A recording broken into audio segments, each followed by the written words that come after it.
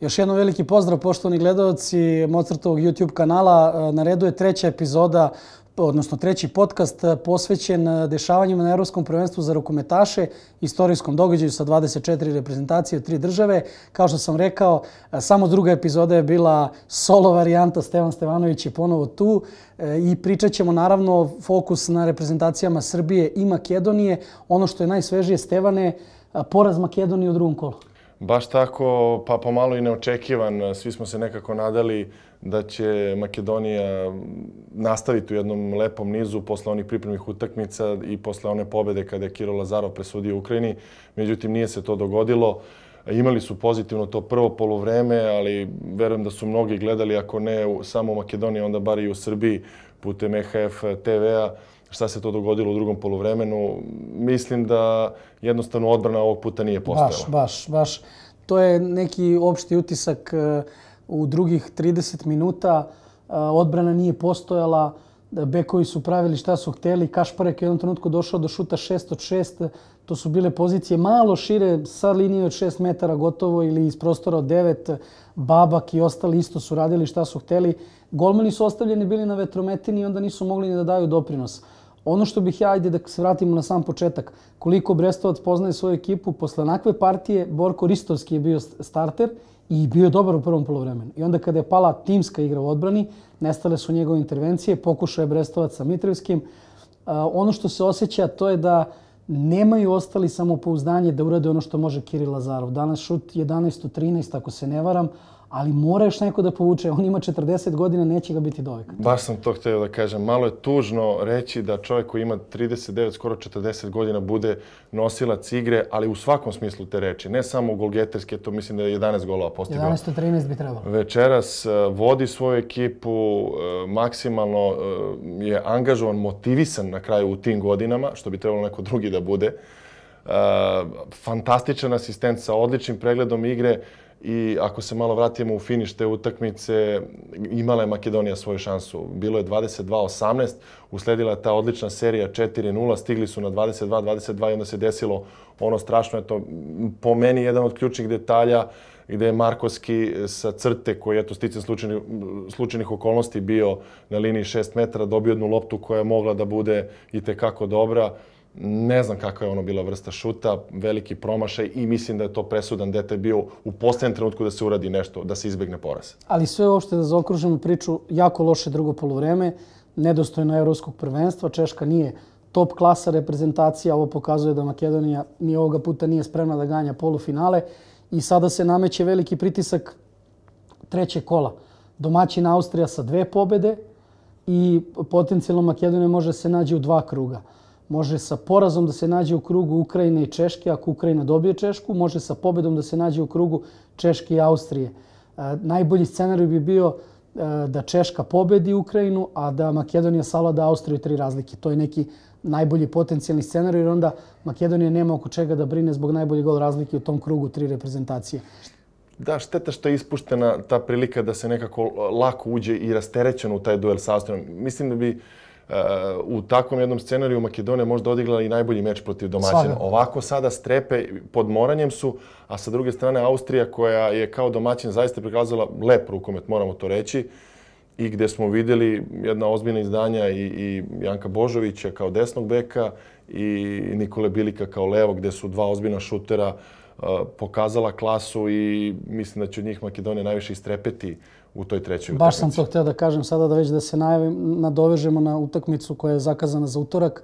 Dakle, vidjeli smo u prvom kolu da su postigli više od polovine golova svoje ekipe, skoro polovinu, Božović i Bilik, uz jedan izuzetan procenat šuta. Sad, kao što je Stoilov bio opasnost u prvom kolu, u drugom kolu je zaustavljen. Nadamo se da će, koliko je moguće, Bilik i Božović biti zaustavljeni u duelu sa Makedonijom. Ostali nisu toliko raspoloženi i opasni. Treba reći da je u prvom kolu rezervni golman Eichberger, ako se ne varam, koji branio Austrijskoj ligi, bio izuzetan. On je bio neki faktor iznenađenja.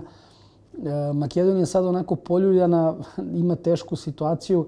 Srećom pa je dosta navijača u Beču u Makedoniji koji imaju ulaznice i bit će to pravi spektakl što se tiče atmosfere na tribinama i bitke na terenu.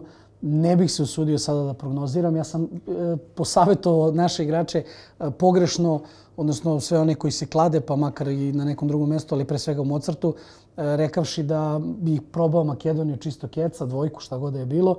To nije došlo na kraju zbog tog lošeg drugog poluvremena. Sada protiv Austrije nisam siguran. Austrija igra za gol više što se toga tiče. Makedonija za gol manje po nekom stilu. Ko se bude bolje prilagodio karakteristikama onih drugih bližije pobedi. Ali si zato bio u pravu, ili smo bili u pravu za Norvešku, recimo, ako se malo vratimo i na današnje dešavanja. Daleko smo od onog da, ali eto, jedna velika Francuska je, poštovani gledoci, danas eliminisana.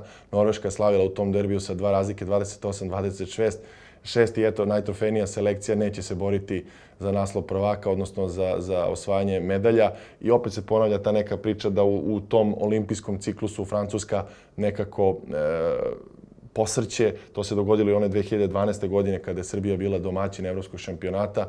Sada se to ponovilo. Norveška možda kao domaćin može zaista da napravi nešto veliko. Nedostaje im ta medalja na evropskom takmičenju, pa ćemo vidjeti. Pa kad si već krenuo, dakle, Francuska je eliminisana, Danska je doživjela poraz, Švedska je doživjela poraz, Norveška sa ulogom favorita za prvo mjesto u borbi za polufinale ulazi u dalji tok takmičenja.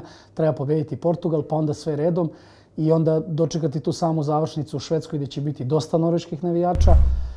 I onda to nam sad daje neku uvertiru da je taj deo kostura slabiji sada bez Francuske, ali i dalje izuzetno jak baš zbog raspoloženog Islanda, zbog jake Slovenije, a onda Danske, Norveške i Švedske.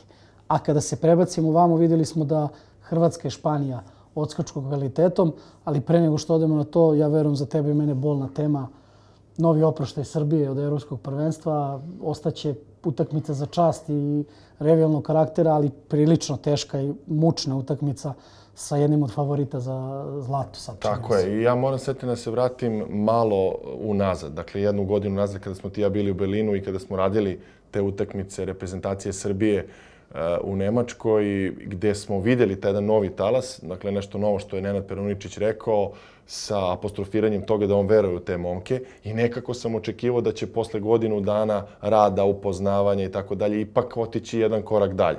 Da će se vidjeti neki pomak i da će se na kraju ostvariti taj cilj, odnosno plasman u drugu fazu takmičenja. Ne samo da se to nije ostvarilo, nego se plašim da čak je i taj nivo reprezentacije Srbije bio ispod onoga što smo vidjeli na svetskom prvenstvu prošle godine. I to je nešto što zabrinjava.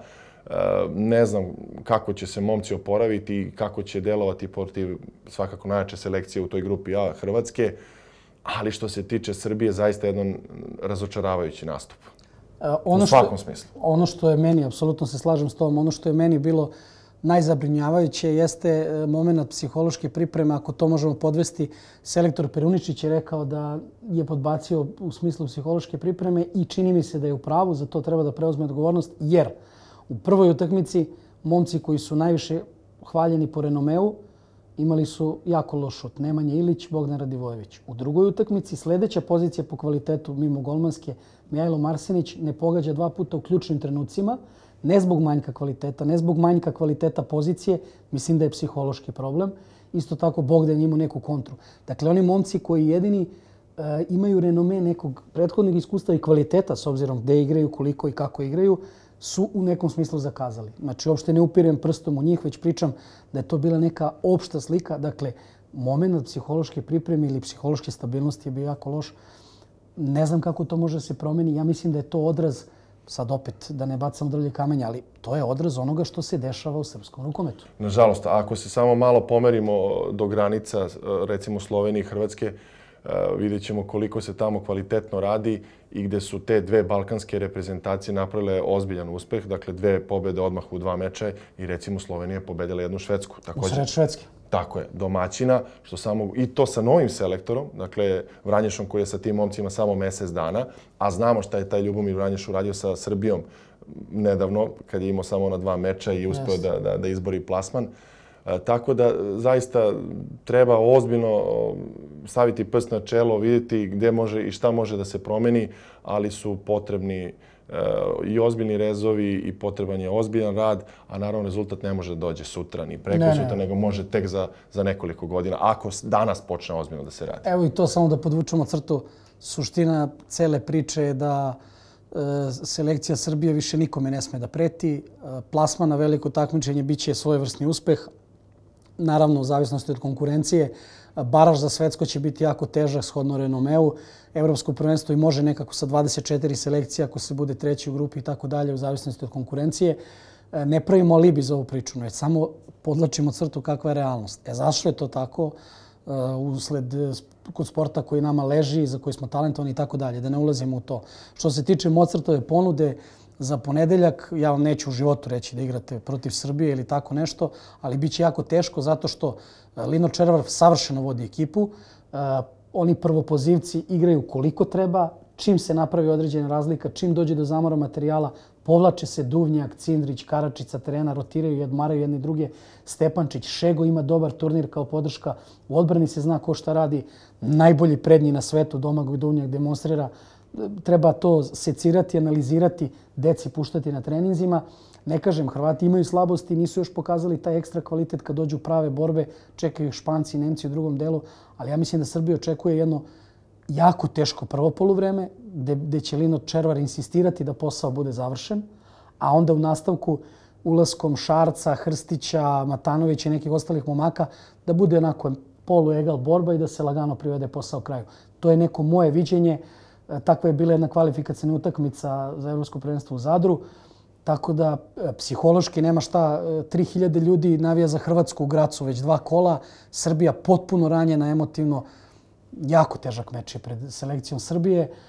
Ono što bih izdvojio iz ponude u ponedeljak, nisam se proslavio ovim danima dajući neke savete. Eto, Srbija je bila blizu tog X-a protiv Crne Gore.